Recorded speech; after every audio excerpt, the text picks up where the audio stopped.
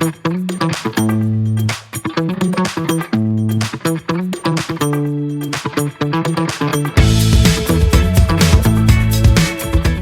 and welcome to LA Legal. I'm Liana. I'm joined today by Nima Rahmani, president of West Coast Trial Lawyers, and Alan Patatanyan, founding partner of West Coast Trial Lawyers. So two of the brightest minds I have ever come across. So this is going to be a really important and fun segment, I think. So today's topic is going to be about gun control. I got to stop you there.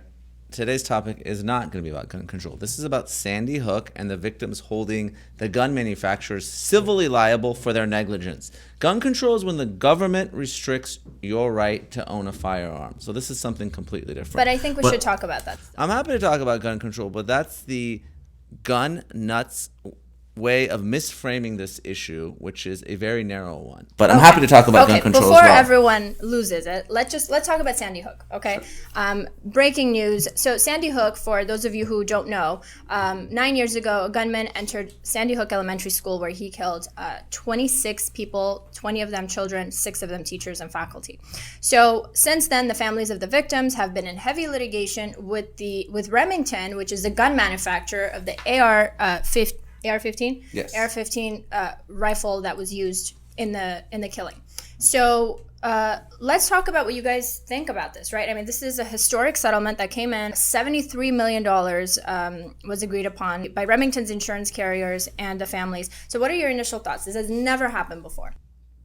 I absolutely love it. You're talking a civil plaintiff's attorney that thinks that everyone should be held liable for their negligence. And these big corporations in this country have passed legislation insulating themselves from liability. And it's not just the gun manufacturers. It's big pharma and vaccines. You can't sue them. You got to go to vaccine court. Doctors in many states have completely insulated themselves from liability. There's caps on damages. There's caps on attorney's fees. Uber and Lyft recently here in California, they passed Prop 22. They're not subject to any employment laws. And gun manufacturers, are you kidding me? You can't be held liable for a weapon that you manufacture and market to young men? I mean, I completely agree with you. I'm all for holding big companies liable, not giving them a pass. I'm completely against, in principle, in government providing immunity for any industry. Unless you're like a time of war, you need something really fast, you do it. But there's just no reason why there should be immunity, like it's like a blanket immunity for these types of industries, like manufacturers of guns, pharmaceutical companies, Uber, whatever. Like the big companies should not be immune from liability because that results in very dangerous activities. In terms of this lawsuit and this settlement, I think it's great news that these families finally are going to be compensated for the loss, although no amount of money can kind of bring back to what you have lost. If you give them a choice, they want to have their families back instead of this money. Sorry to cut you off, but it was actually double. The settlement is actually double what Remington initially offered. I think the initial offer to settle was like 30 they negotiated, they got a number, So at least they got something out of it. But their attorneys estimate that with punitive damages and everything, the settlement should have been close to $1 billion. From the emotional perspective, this is good. Well, this is good in terms of they got kind of something compensated. It's not like a low amount, it's a significant amount. But in terms of like the legal impact on future cases, I think the impact and the significance of this case is sort of limited because it's not going to provide a legal precedent. It will provide a kind of like a roadmap for other civil plaintiffs' attorneys to proceed and bring these kind of cases against gun manufacturers, or even maybe other. Like in other industries, if there's an exception for like deceptive marketing, you can do that. But it's limited in that sense that it doesn't provide kind of a quote unquote like a slam dunk precedent for future lawsuits.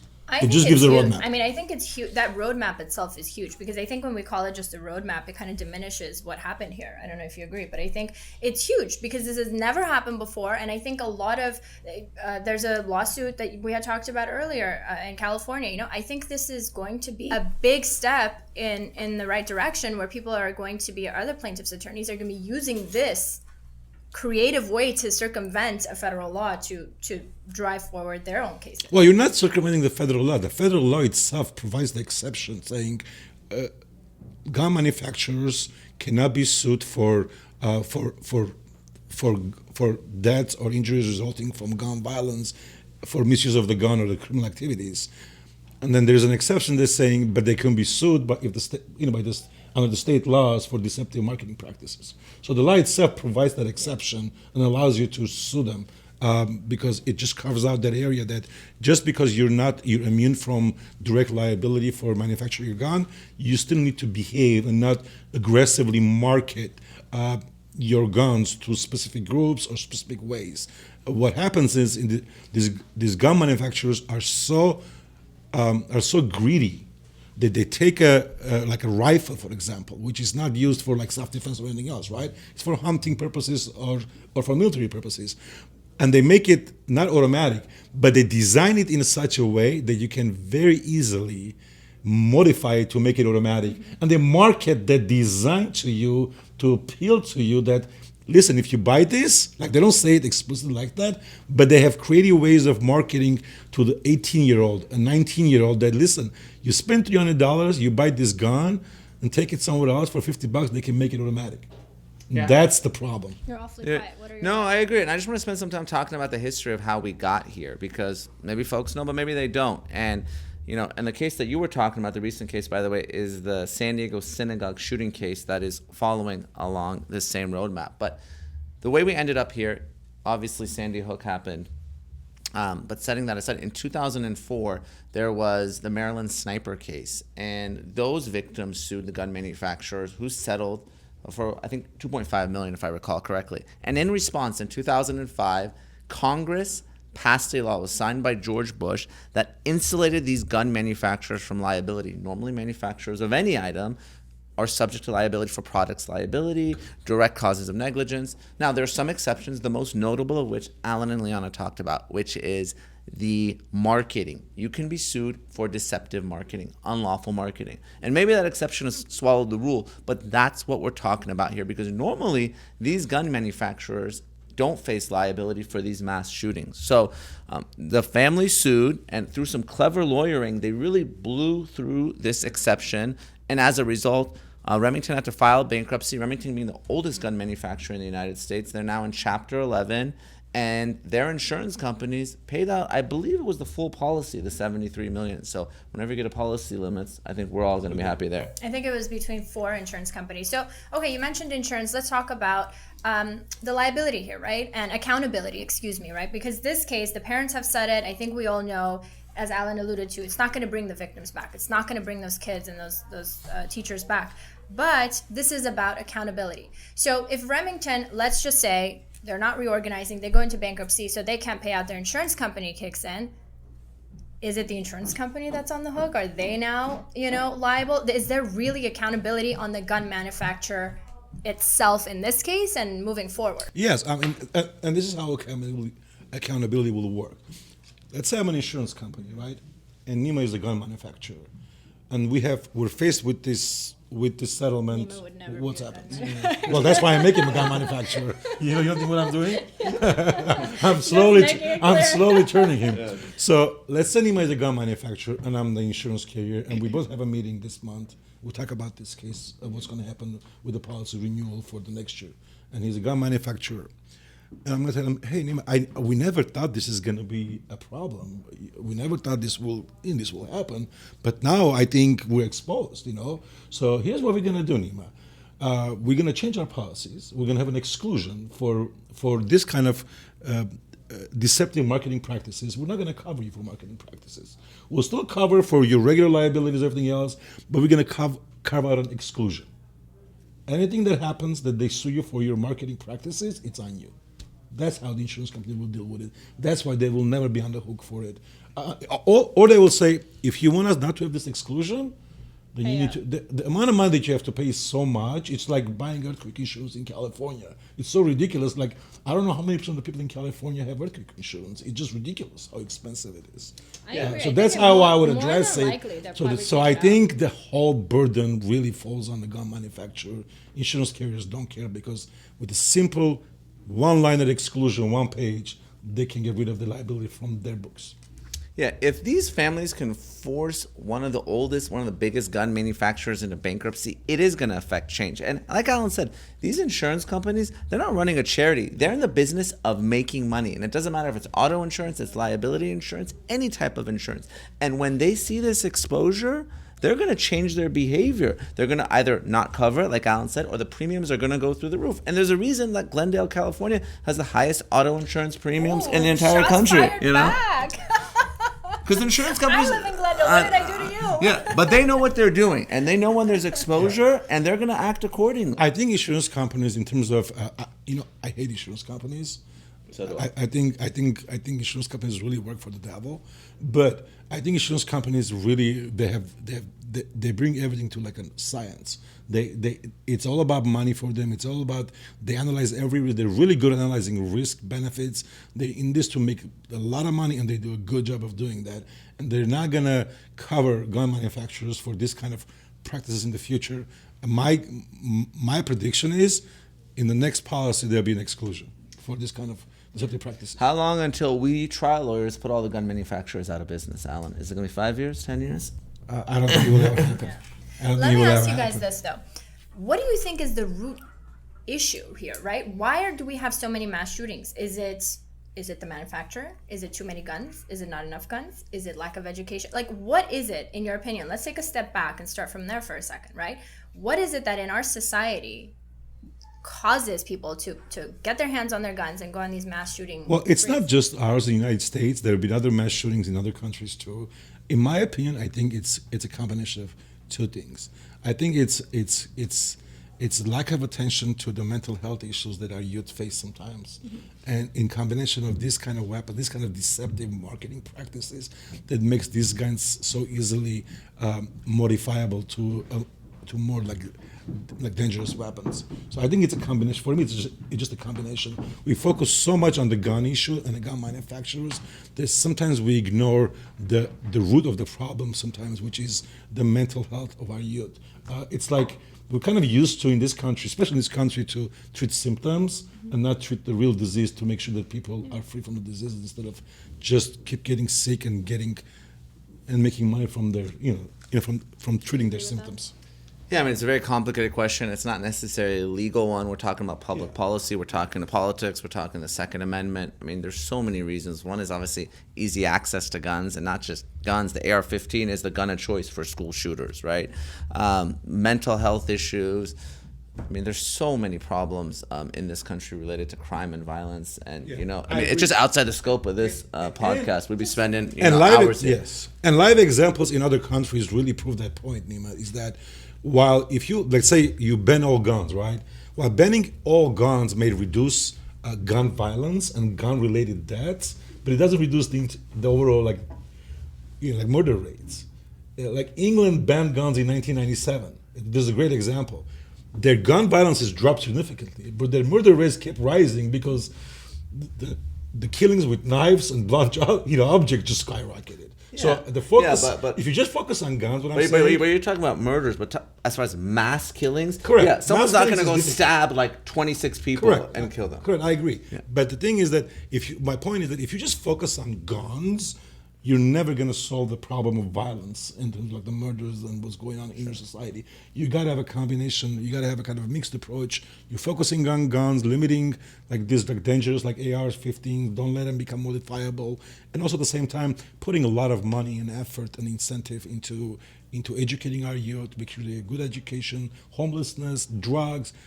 I mean, most of the violence is like drug related, anyways. But what do you think about regulation then, right? Because then it sounds like you're talking about potentially maybe having different regulations. That's a great question, because if any regulation comes in, it can't be on a federal level, because federal level has already tried to do this and has been held unconstitutional because the Commerce Clause has a limitation of how much a federal law can extend into the states. They can regulate interstate commerce.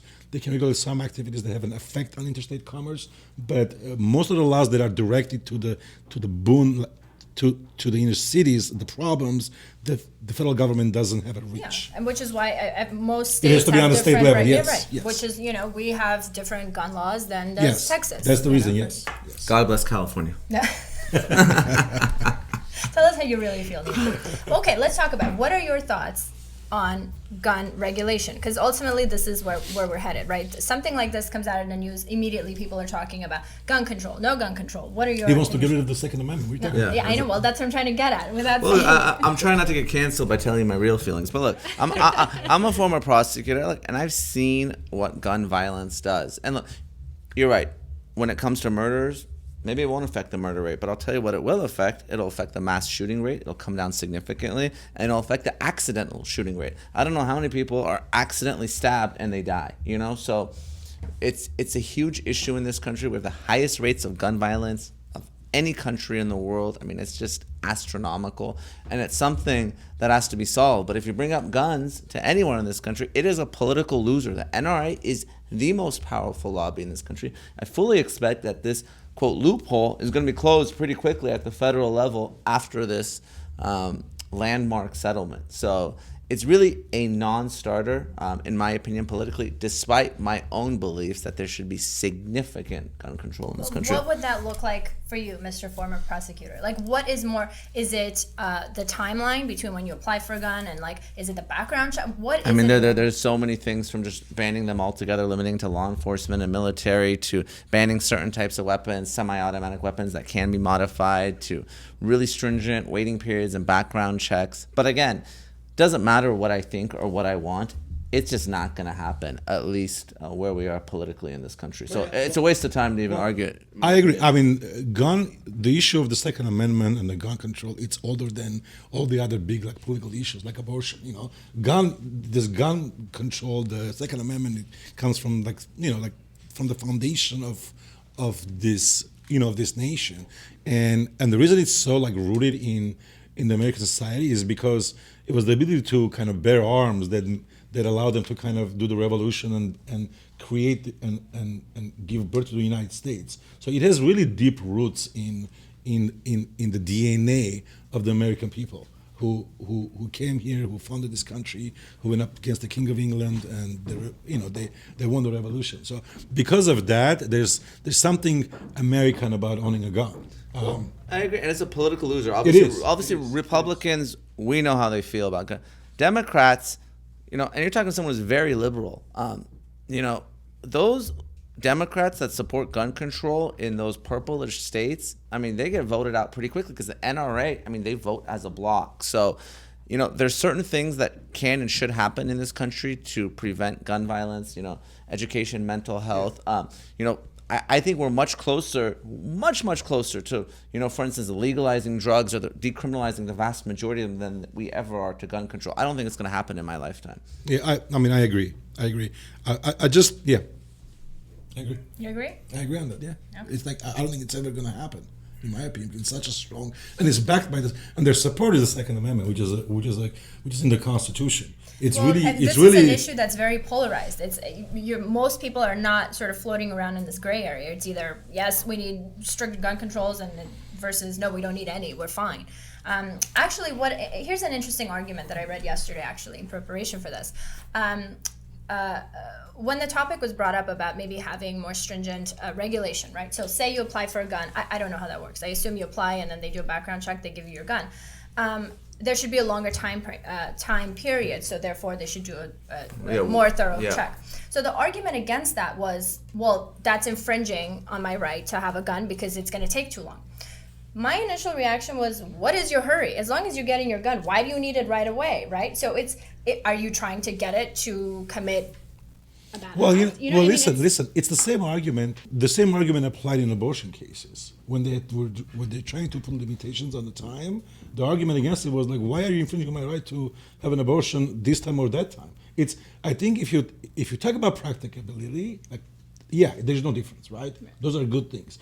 But if you talk about the principle, some people are just saying that in principle, I don't want government to control when I get a gun. How long do I have to wait for a gun? Because some people really believe in that principle that if you keep giving the government these powers, the bigger the government it is, they will provide you more things, they can do more things for you, but they can also take everything you have.